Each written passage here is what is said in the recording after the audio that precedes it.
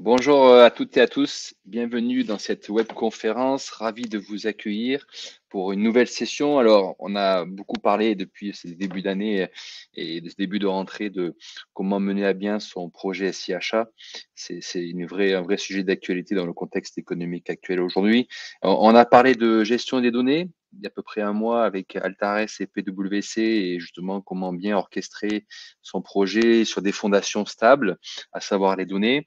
Et aujourd'hui, on a pris un angle un peu différent, mais tout aussi important, qui est la conduite du changement finalement. Un projet réussi, c'est un projet qui est utilisé par ses utilisateurs, par l'ensemble des équipes. Donc, c'est ce qu'on aura le plaisir de développer aujourd'hui. Et voilà. Alors, quelques mots avant de rentrer dans cette webconférence de taille pratique.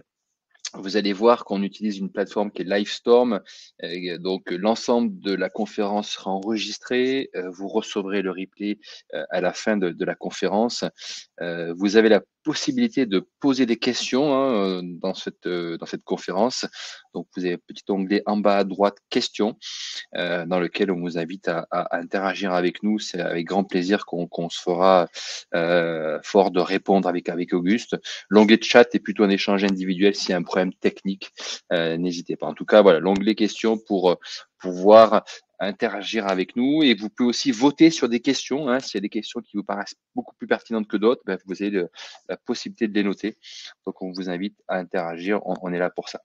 Alors, le format de la conférence, on veut assez succinct, synthétique. En tout cas, notre objectif, c'est de vous délivrer l'information la plus qualitative possible en un temps record. On sait que vos agendas sont chargés. Donc, en 30 minutes, on a bâti un contenu de qualité pour vous et vous pourrez poser des questions. On pourra interagir sur la fin en fonction des questions qu'il y aura. Notre intention dans cette conférence, c'est de vous délivrer une information qualitative, c'est ce que j'évoquais. C'est aussi de vous donner envie de venir nous rencontrer lorsque vous aurez un projet. L'objectif est très clair par rapport à ça. Et pour ça, on a construit donc un contenu à plusieurs niveaux et on va rentrer de suite dans le sujet.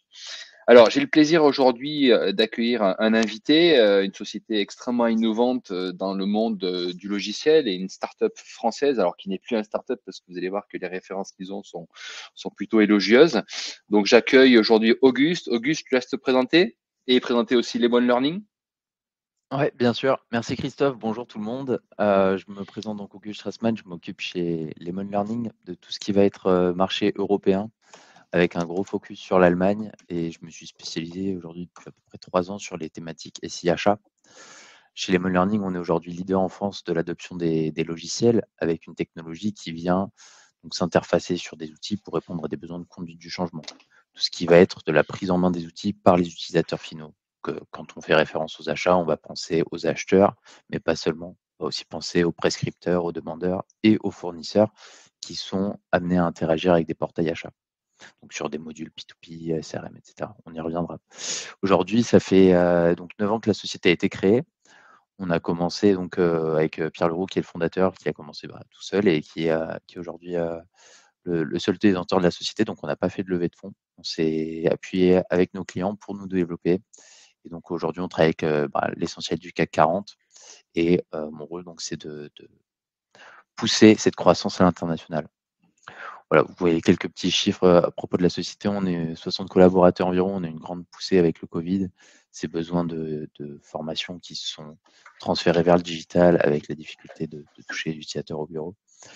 Et donc, on a vu tout type de projet SIHA sur tout type de logiciel. La force de Lemon Learning, c'est vraiment de venir s'intégrer, pas seulement sur un applicatif, mais vraiment sur toute la palette d'outils qui est présente dans une entreprise pour à la fois réduire les efforts au support, à la formation et améliorer la satisfaction des utilisateurs dans leur quotidien de travail. Voilà en quelques mots, Christophe, ce que je peux dire sur nous. Et ensuite, au Super. plaisir d'aller dans le détail au fil de la discussion. Merci Auguste. Alors, petite introduction rapide sur Fluxim. La plupart d'entre vous nous connaissent. Moi, je suis Christophe Rivéran. J'aurai le plaisir d'animer ce webinaire. Je suis directeur du développement de Fluxim pour la France. Et on s'est connus avec Lemon Learning sur plusieurs dossiers, notamment le groupe Rocher, qu'on a équipé d'une solution achat pour gérer son sourcing, son référentiel de fournisseurs, l'évaluation de fournisseurs, la performance. Et on s'est connus sur ce dossier par hasard, puisqu'en fait, groupe Rocher avait choisi de déployer cette solution pour faciliter la conduite du changement. Ils voulaient innover dans les formations, dans les conditions. Et c'est comme ça qu'on a découvert cette technologie et qui nous a paru aussi pertinent de vous la présenter. Bon, sur Fluxim, je vais être très succinct, hein, on est spécialisé depuis 20 ans sur des prestations de conseil et de mise en œuvre de solutions achats. On a à peu près 150 personnes aujourd'hui qui sont spécialisées sur ces processus, sur différentes zones géographiques, et on déploie des solutions pour gérer vos processus achats au sens large, que ce soit d'évaluation, d'analyse des dépenses, analyse de la performance, conformité RSE, c'est aussi un sujet très fort, hein, on avait l'occasion d'en parler avec Altares il y a un petit mois, et des solutions pour gérer les processus de sourcing, de contractualisation, jusqu'à des choses très opérationnelles, le traitement des achats, traitement des factures. Vous savez que la réglementation 2024, qui a été décalée de 2 ans, est toujours d'actualité et va apporter son petit tsunami en France d'un point de vue réglementaire, donc des changements sur lesquels on est positionné. Et enfin, on a une dimension de travel expense pour simplifier des processus de notes de frais. Voilà, très rapide sur Fluxim. L'objectif, c'est surtout de parler de conduite du changement. Alors, ce qu'on a voulu illustrer aujourd'hui, c'est trois sujets. D'abord, apporter un regard croisé sur ce qui fait que les projets échouent. Et malheureusement, beaucoup de projets n'atteignent pas leur objectif. On peut pas forcément parler d'échecs après en parler, mais en tout cas, ils sont pas vraiment efficients d'un point de vue objectif initiaux. Donc, on va revenir là-dessus. On va vous interroger. Vous allez recevoir un petit sondage en live qui va apparaître à l'écran. Ça permet de créer un peu d'interaction. Et ensuite, on va de suite rentrer dans le vif du sujet sur quelle est notre vision en tant que professionnel et après plus de 500 projets déployés, et quelles sont les étapes clés à ne pas manquer, voilà, pour réussir son projet achat. C'est aussi important de vous délivrer cette information. Et on finira par justement la vision de Lemon Learning, la technologie qu'ils ont mis en œuvre, qui est utilisée par énormément de groupes aujourd'hui, qui permet de simplifier l'adoption des utilisateurs. Donc voilà les 3 temps de notre réunion. Alors, sans plus attendre, un sondage. Donc, vous allez avoir un sondage qui apparaît à l'écran. On vous invite à y répondre de manière assez rapide. Voilà, quelles sont les principales raisons pour vous de l'échec d'un projet. Donc, on vous laisse choisir les thèmes qui vous paraissent les plus pertinents et on va interagir par rapport à ça.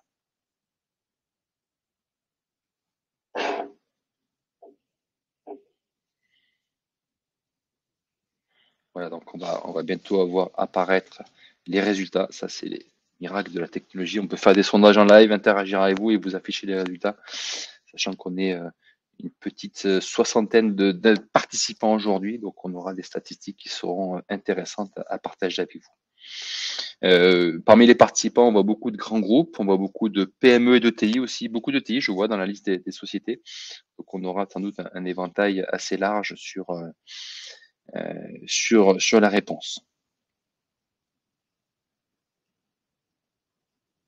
Ce qui va être intéressant, je pense, ça va être de comparer un peu nos points de vue sur ces raisons-là, Christophe, Oui, par rapport à la fois à l'approche mise en œuvre et ensuite adoption qu'on peut vous partager aujourd'hui.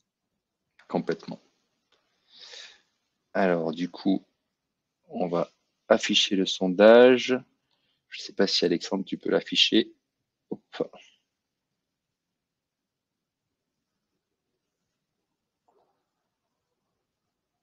Alors, hop.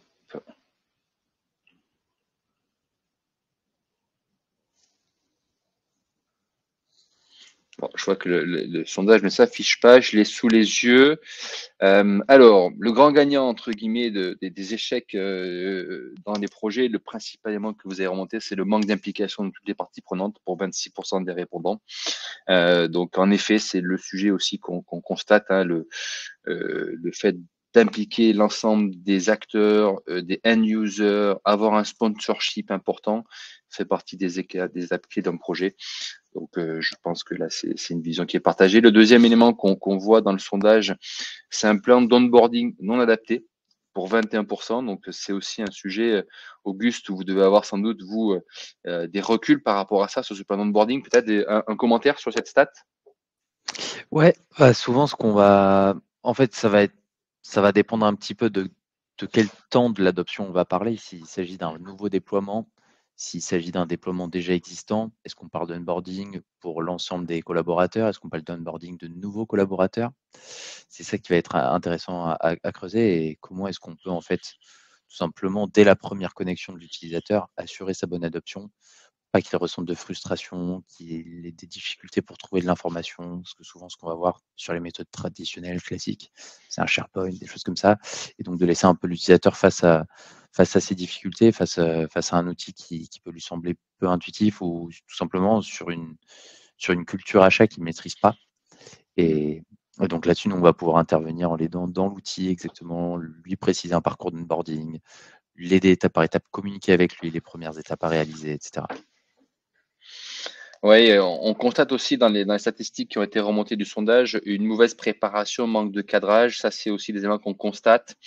Peut-être un tips à vous communiquer. C'est vrai que le fait de définir ces processus, de les documenter, est un travail qui est assez fastidieux en amont, mais qui simplifie beaucoup les choses en aval. Donc ça, c'est un élément qu'on voit qui ressort beaucoup dans les statistiques.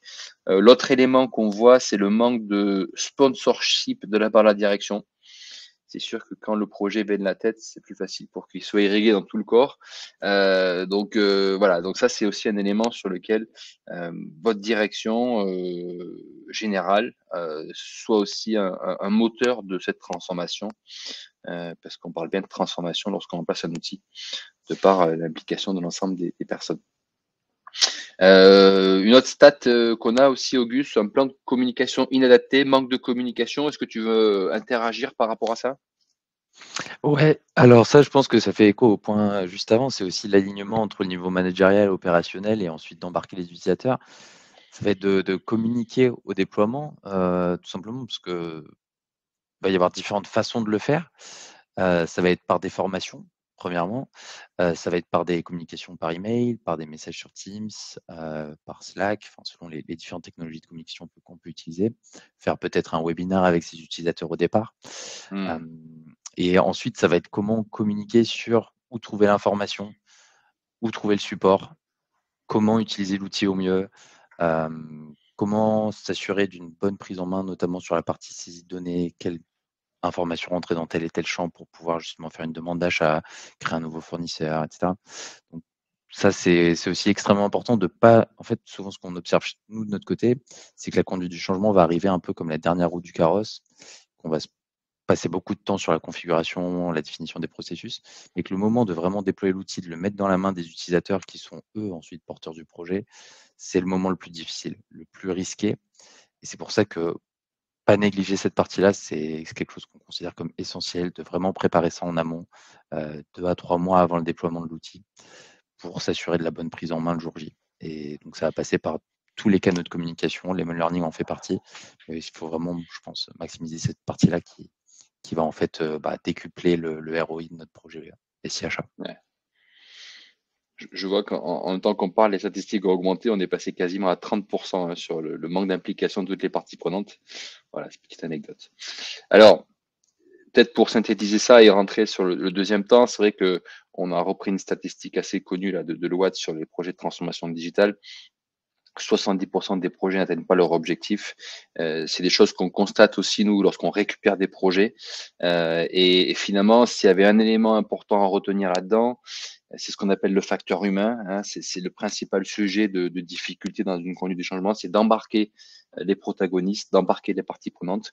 Et on va voir concrètement comment faire. En tout cas, on va vous apporter notre vision, notre humble vision par rapport à ça, puisque notre projet, c'est de mener des projets de transformation digitale achat et c'est d'accompagner les entreprises dans ce changement. Donc, on va partager avec vous voilà, les étapes clés qui nous paraissent essentielles à ne pas manquer lorsqu'on mène son projet SIachat. On les a synthétisés dans ce schéma-là qui permet de voir un petit peu les grandes phases. Si on commence par le commencement, finalement, un projet réussi, c'est un projet qui est bien défini en amont, dont on a compris le sens.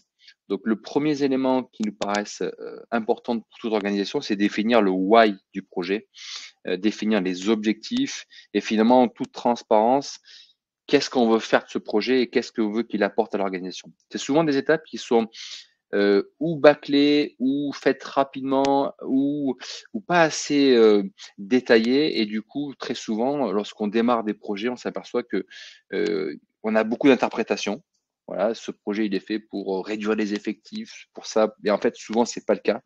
Donc pour démystifier ça, il est important que le sponsorship travaille avec les équipes sur le sens du projet, l'objectif et le partager pour que dès le départ, on ait un alignement qui soit fait et pas qu'on le paye tôt ou tard dans la vie du projet. Le deuxième élément, et tu l'as évoqué Auguste, c'est la préparation, hein. Je paraphraserai Abraham Lincoln qui disait donnez-moi 6 heures pour tailler un arbre, j'en prendrai 4 pour affûter ma hache. Ben, c'est ça, c'est de pouvoir préparer son projet en amont. Nous, on a un triptyque très fort, hein, c'est le people, données, processus. Ben, il faut accompagner les personnes dans ce projet. Donc, dès le départ, impliquer l'ensemble des acteurs. C'est la meilleure manière d'avoir des gens qui sont motivés, présents. Préparer ses données, ça c'est aussi un élément essentiel. On l'a déjà évoqué dans une précédente webconférence. On sait que les données qu'on a sont rapidement obsolètes, de mauvaise qualité. Donc il faut vraiment dynamiser cette qualité. Et les processus, puisque lorsqu'on en passe un outil, ben encore faut-il connaître ces processus, les avoir documentés. Donc ça, c'est le deuxième terrain pour nous essentiel. Troisième étape clé, c'est choisir la bonne solution. Je vais enfoncer des portes ouvertes, mais ça va mieux en le disant. Vous allez avoir pléthore de solutions sur le marché et tant mieux. Les offreurs logiciels sont importants. Maintenant, toutes les solutions ne sont pas adaptées aux entreprises, au volume, à la taille de l'entreprise, que je m'appelle Total ou une PME. Ben, j'ai pas les mêmes volumétries, j'ai pas les mêmes budgets, j'ai pas les mêmes technologies. Donc là, il faut vraiment choisir la solution en fonction de son périmètre. Ça, c'est essentiel pour pas faire des erreurs de casting. Et une fois qu'on a choisi cette solution, ben, on rentre dans la quatrième étape, qui est le déploiement. Donc déployer une solution, ça demande un savoir-faire parce que, ben, encore une fois, chaque contexte est différent. Il faut comprendre les enjeux qui sont propres à l'organisation et adapter sa méthodologie en fonction. On a des projets qui répondent à des dimensions réglementaires. La RSE en est un exemple, des projets qui répondent à des obligations organisationnelles parce qu'on est sur différents sites, on veut partager l'information, on veut être plus efficace dans ces processus. Ben, en fonction de ces enjeux-là, on va adapter une méthodologie qui est le plus adéquate. Voilà, et enfin, le dernier élément est peut-être un des plus importants, c'est accompagner dans la durée. Encore une fois, un projet informatique est avant tout un projet humain. La résistance au changement fait partie intrinsèque de notre ADN. Donc, prendre soin de l'individu, déployer des solutions, ça demande de prendre en considération ces besoins-là. Et pour ça, ben, il faut des outils, il faut des méthodes. Et c'est ce qu'on va voir dans ce troisième temps. Donc, Auguste, voilà, peut-être une question pour toi et quelles sont les solutions que vous mettez en œuvre et quelle est cette singularité que vous avez dans votre technologie qui permet de répondre à ces besoins d'onboarding des utilisateurs? Mmh. La vraie particularité de Lemon Learning, c'est le côté innovant de la chose, c'est de se dire on va, on va créer un pont entre l'outil et l'utilisateur directement. Parce que dans les méthodes traditionnelles, les moyens plutôt classiques, qui existaient jusque-là dans l'adoption digitale, on va retrouver tout ce qui va être création de documentation, de PDF, de PowerPoint, de vidéos tutoriels. Donc ces 2 éléments qui sont vraiment de la documentation, ce sont des éléments qui prennent beaucoup de temps. Ce sont des choses qu'on va demander à un partenaire, à des équipes métiers de fournir, des équipes de formation et qu'on va créer en amont en documentant vraiment chaque processus, pas à pas. La problématique de ces documents-là, on va le voir par la suite, c'est le côté inflexible de la chose. Par exemple, quand on fait une documentation PDF ou PowerPoint, on va avoir des screenshots.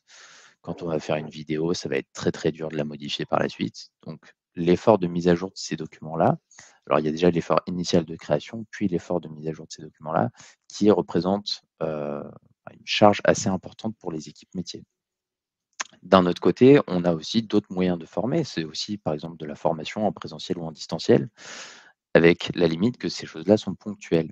C'est-à-dire que l'utilisateur, si jamais on souhaite le former avant le déploiement, le jour J ou 2 mois après, 3 mois après, si on parle d'un SIachat, parce que typiquement, un demandeur, il va peut-être pas commander un nouvel ordinateur tout de suite, il aura un gap ou du moins assez de temps pour qu'il y ait une mise à jour dans le système, assez de temps pour que la personne oublie ce qu'elle a appris lors de la formation et donc qu'elle ait un besoin de formation continue. Et finalement, pour répondre à ce besoin de formation continue, il existe aussi des réseaux de key users avec un helpdesk, des personnes qui sont désignées comme pouvant apporter de la formation, comme étant les sachants à propos des outils, à propos des processus. Lemon Learning, nous, on va prendre une approche complètement différente en se disant qu'on veut aider l'utilisateur là où il en a besoin. Dans l'outil, son besoin. On ne souhaite pas que chacun devienne expert à l'utilisation d'Evalua, de Ariba, de Salesforce, de SAP. C'est pas l'objectif. En fait, l'idée, c'est vraiment de leur fournir les outils pour qu'ils soient plus efficaces. Et Lemon Learning va vraiment venir en surcouche pour les guider. C'est comme un GPS applicatif qui, au besoin, pour l'utilisateur, si on se met en situation, je souhaite faire une demande d'achat, je me connecte sur mon SI achat. Et là, si jamais il y a une mise à jour, que j'ai oublié comment faire, je vois un nouveau collaborateur, je ne sais pas comment réaliser cette action, ça va forcément impliquer de la charge pour d'autres équipes, pour d'autres personnes dans la société, et je vais éventuellement aussi perdre du temps pour chercher de l'information. Et là où Lemon Learning intervient vraiment, c'est de mettre l'information là où l'utilisateur en a besoin, donc directement dans l'écran du SI achat, pour le guider ensuite pas à pas, en lui montrant vraiment chaque étape à compléter du processus. Et ça, je pense qu'on l'a en image juste après Christophe. Si tu peux passer, voilà. Donc, ce qu'on voit ici, c'est Lemon Learning dans un contexte de SI achat, que vous reconnaissez peut-être ou pas. L'idée, c'est que ça fonctionne vraiment sur tous les applicatifs. Et donc, ce qu'on va faire, c'est qu'on va configurer Lemon Learning pour vous selon vos processus métiers et votre configuration outil. Parce que ce qu'on va voir, c'est qu'un logiciel standard du marché va être adapté chez une société dans l'industrie ou dans une banque ou alors dans une autre société, typiquement pharmaceutique par exemple. Et tout simplement, l'Emailing Learning va donc pouvoir vous permettre de créer, donc de donner la main aux experts métiers pour créer des contenus interactifs dans les outils. L'intérêt de ça, c'est que d'une part, l'utilisateur n'a plus besoin de les chercher. Secondement, que vous avez moins d'efforts de mise à jour car ça va suivre les éléments quand ils se déplacent lors de mise à jour. Et vous allez être sûr que ces contenus-là seront consultés. À l'inverse, je ne sais pas si vous avez des taux de consultation sur les documentations classiques. Nous, ce qu'on a observé, c'est qu'en moyenne, on touche 10-15% dans les meilleurs cas des utilisateurs qui vont proactivement aller chercher de l'information pour se former lorsqu'ils ont une question. Le moyen le plus facile étant de faire une demande de support et donc d'ajouter de la charge aux équipes. Donc là, ce qu'on voit, c'est Lemon Learning qui, en bas à droite de l'écran, s'active via une bulle, qui est donc en surcouche de l'interface. Et là, on a un menu pour l'utilisateur final où il peut consulter différentes ressources. Donc là, on voit une catégorie fournisseur, une catégorie demande d'achat. Et dans chacune de ces catégories, on va pouvoir ordonner tout simplement des guides interactifs. Et je pense que si tu passes à l'étape suivante, Christophe, on peut voir à quoi ça ressemble. Donc, une fois que l'utilisateur a lancé un de ses guides, Lemon Learning va donc afficher à l'écran directement les éléments sur lesquels l'utilisateur doit intervenir et ajouter à côté une bulle de contexte pour lui expliquer ce qu'il doit faire à cette étape-là. Dans ces bulles de contexte, on peut faire beaucoup de choses, notamment intégrer du texte, de la vidéo, des images, mais aussi des liens. Et les liens vont être extrêmement intéressants pour faire le pont entre votre SI achat, d'autres ressources, un outil de ticketing, ou tout simplement d'autres logiciels quand on pense à des processus qui vont passer de la demande d'achat jusqu'à un processus de facturation qui peut impliquer plusieurs logiciels et donc d'accompagner l'utilisateur sur toute la globalité du processus d'achat. Et voilà, un petit peu pour faire rapidement, le reste sera à découvrir avec mes équipes en rendez-vous pour aller plus loin. Il y a plein d'autres choses qu'on peut faire, notamment communiquer avec des pushs, et cetera. Là, on voit un petit GIF, donc la version animée, de ce à quoi ressemble le pas à pas, donc sur 3 étapes. Grosso modo, c'est vraiment la façon innovante, qui améliore aussi l'expérience utilisateur. Donc, vraiment de l'accompagner selon ses besoins. Je te C'est vrai que, repasserai Christophe. ouais, merci Auguste pour cette présentation synthétique, mais en tout cas efficace. C'est vrai que dans les projets qu'on a pu déployer depuis maintenant quelques années, on voit que les supports formation, les supports vidéo ont un niveau d'attrait relatif, hein. La statistique qu'on partage aussi, c'est que 15% des supports sont réellement lus. Donc là, avec une solution comme ça, on peut vraiment se coller à l'écran quotidien de l'utilisateur pour que on puisse faire de la pédagogie interactive, c'est ça l'objectif. Et nous, on constate une adoption beaucoup plus forte quand ces outils sont déployés que quand ils ne le sont pas. Voilà. Peut-être en synthèse, Auguste, est-ce que s'il y avait trois choses sur lesquelles tu voulais conclure sur Lemon, qu'est-ce que tu pourrais nous dire sur ça? Est-ce que les statistiques que tu as à l'écran, tu veux les partager? Je peux les commenter rapidement. Donc effectivement, ça revient un petit peu à ce que je disais par rapport au taux de consultation.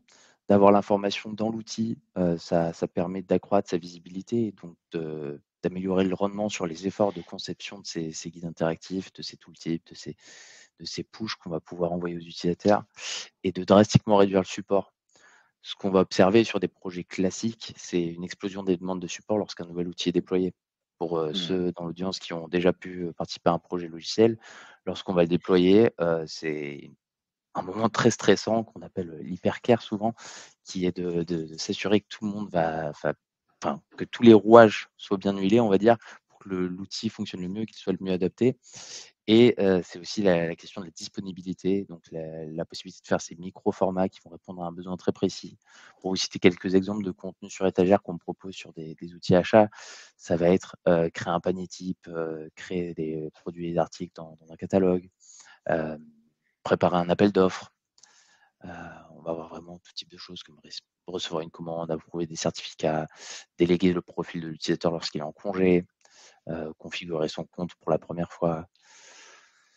Voilà, ça va être des choses très diverses et variées qui sont, donc liées à l'usage du SIAChat et on va avoir des besoins très différents. En fait, on se rend compte que selon les catégories d'utilisateurs qu'on va vouloir accompagner, on va avoir des enjeux, vraiment très vastes et assez variés, que ce soit sur une population acheteur qui, elle, est amenée à utiliser l'outil de façon beaucoup plus fréquente. On va pas forcément vouloir, lui apporter le même niveau d'information, pas de la même façon. On va vouloir lui permettre d'exploiter l'outil à 100.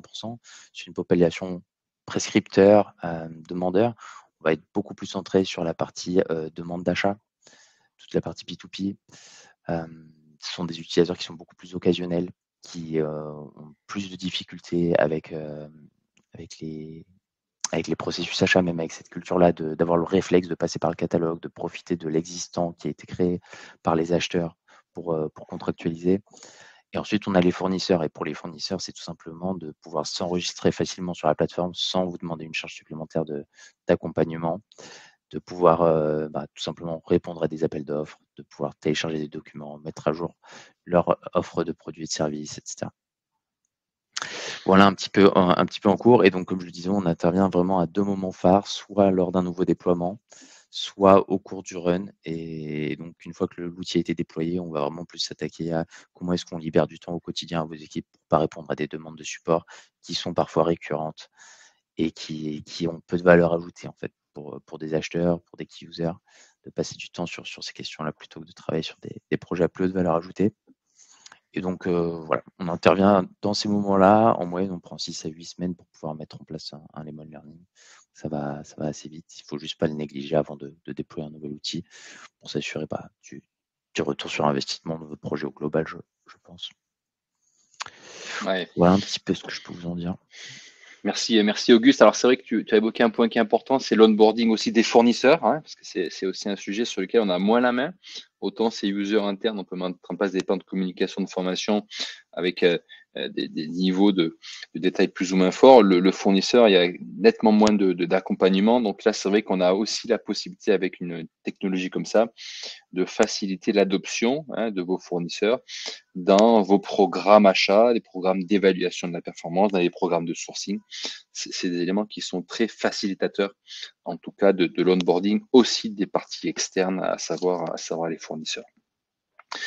Voilà, alors on commence à avoir des questions là sur le chat, donc on va y répondre. N'hésitez pas à interagir, hein, vous avez l'onglet questions et l'onglet chat, vous pouvez interagir avec nous. Donc j'ai déjà une première question d'une personne sur comment se font les processus par les experts métiers.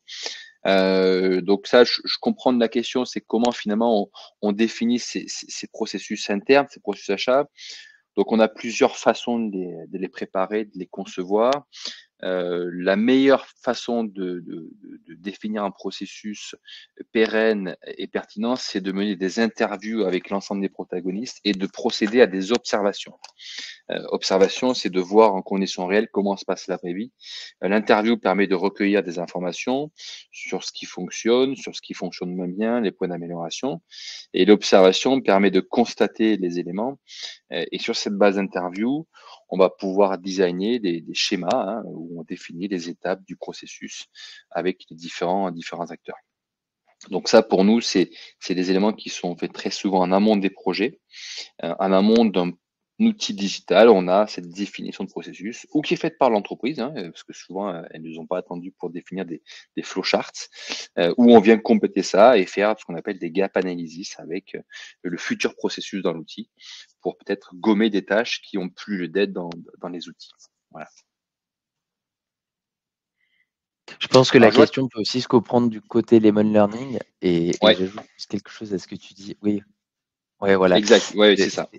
je pense qu'il y a deux réponses à cette question. De notre perspective, c'est extrêmement simple. On a fait une partie éditeur qui est destinée vraiment aux experts métiers. On s'est rendu compte que passer par l'IT, ce ne serait pas quelque chose d'envisageable. Passer par les équipes de formation, ça va nécessiter d'impliquer les sachants métiers aussi. Et donc, ce qu'on a fait, c'est un éditeur qui va vous permettre, Marina, par exemple, de tout simplement cibler dans votre logiciel les différents éléments sur la page qui font partie de votre processus. Donc, tout simplement, pour une demande d'achat, on va d'abord cliquer sur la partie commande, par exemple. Ensuite, on va cliquer sur nouveau. Et ensuite, on va cliquer sur chaque étape qui sont partie du processus. Donc, le sachant va tout simplement dérouler le processus une fois. Et une fois qu'il aura déroulé le processus, il va enrichir à chaque étape les, des bulles d'aide, donc en expliquant à l'utilisateur ce qu'il doit faire exactement à l'écran. Tout ça, c'est extrêmement Mmh. intuitif. Il y a deux temps là-dedans. Le premier, c'est de cibler l'élément. Le second, c'est d'enrichir une bulle d'aide pour donner le maximum de contexte et d'informations à l'utilisateur. Ça, on pourra le montrer. Aujourd'hui, ce n'était pas forcément prévu de Mmh. partir sur une démo en live, mais si vous le souhaitez, on peut tout à fait organiser un rendez-vous pour vous montrer à quoi ça ressemble. C'est Tout à un fait. petit peu l'idée. Ouais, complètement. C'est vrai que le format est assez synthétique et en 30 minutes, c'est complexe. Mais en tout cas, dans un deuxième temps, on pourra faire des démonstrations avec Auguste. Voilà.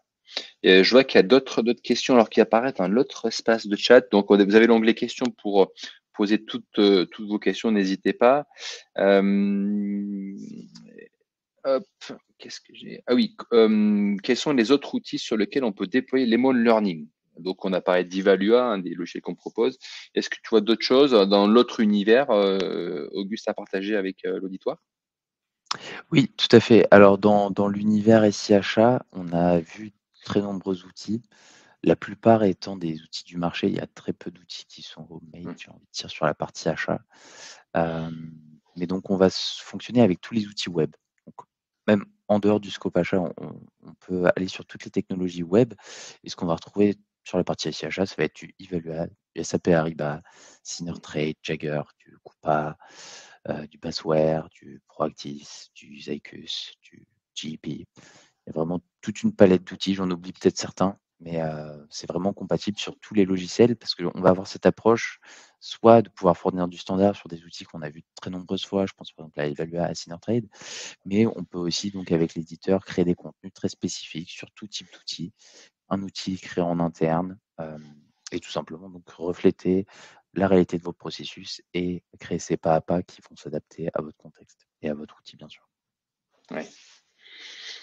C'est vrai qu'on voit beaucoup de projets avec des conduites de changement conséquentes dans l'univers des achats parce que forcément, on a vite beaucoup d'utilisateurs en dehors de l'écosystème achat, mais vraiment l'ensemble des opérationnels d'entreprise, notamment dans les projets de procurement, les projets de gestion du cycle de demande d'achat. Là, on touche vite des populations qui sont très, très larges.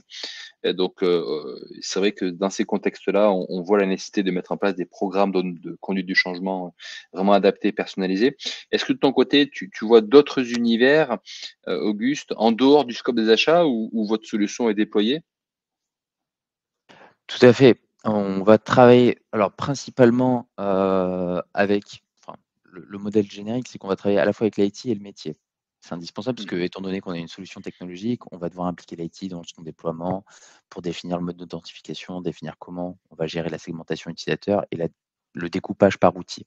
Qu'est-ce qu'on va vouloir faire pour chacun des logiciels de l'entreprise et les outils phares dans une entreprise vont se retrouver souvent autour de l'ERP, Mmh. le CRM pour la partie commerciale, le SIRH.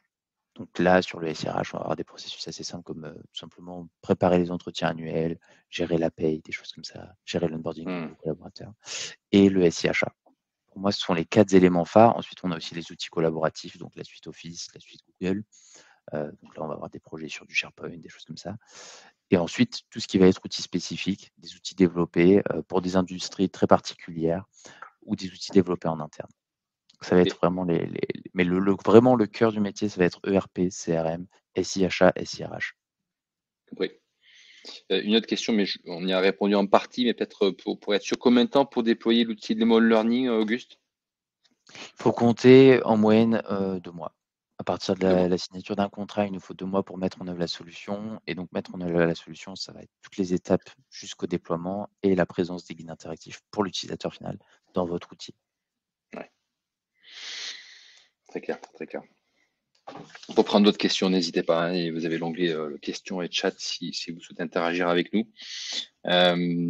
Pour aller plus loin, on vous a mis quelques liens dans le document que vous pourrez visionner, hein, aussi bien sur la partie visionnage de l'application en images que le livre blanc, voilà, le fameux livre blanc sur la digitalisation des achats. Voilà. Peut-être un mot en conclusion, le mot de la fin, et n'hésitez pas entre-temps s'il y a des questions, on pourra tout à fait y répondre. Donc, forcément, lorsqu'on parle de projet, on parle de préparation, c'est l'élément clé de réussite, se préparer vos données, préparer vos processus et préparer vos équipes. On sait que dans la conduite du changement, l'humain avec un grand H est le principal vecteur de changement, de difficulté ou d'opportunité. Les outils qu'on a jusqu'à présent montrent des efficiences relatives, hein, quand on parle de formation, quand on parle de documentation, euh, on voit qu'il y a des niveaux d'impact plus ou moins forts. 15% le taux de lecture des documents, ça illustre bien cette performance à développer. On voit aujourd'hui des outils naissants, des outils nouveaux qui ont fait leurs preuves, qui sont utilisés par des grands groupes et pas que, et qui permettent de conduire ce changement de manière beaucoup plus efficiente. Les Lemon Learning en est une belle illustration. Mais il ne faut pas oublier de préparer cette conduite du changement. Donc, il y a aussi une dimension d'accompagnement essentiel. C'est ce que proposent les équipes également Fluxim, au-delà de la mise en place de l'outil. C'est de construire des programmes personnalisés de formation, d'identifier les leviers de difficultés potentielles. En tout cas, se poser la question dès le départ sur où est-ce que ça peut éventuellement pêcher, c'est d'anticiper les risques de non-adhésion des utilisateurs. Donc voilà, en synthèse, la conduite du changement, c'est une question de méthodologie, c'est une question d'expertise, mais c'est une question d'outils. Et je te remercie, Auguste, pour cette illustration au travers de votre technologie qui connaît, je crois, un très grand succès. Donc, un grand merci à toi, Auguste. Je propose qu'on clôt cette session par un grand merci pour votre participation et on est à votre disposition lors des prochaines demandes que vous pourriez avoir. Voilà. Merci. Merci à toi Christophe, merci à toute l'équipe Fluxim pour la préparation du webinaire. Et je tiens à le préciser, mais Christophe et ses équipes sont formés à Lemon Learning. On a déjà fait des projets ensemble et on arrive très bien à fonctionner en tandem pour vous aider, vous accompagner sur de nouveaux projets. Merci à tous. Merci à vous. Très bonne fin de journée.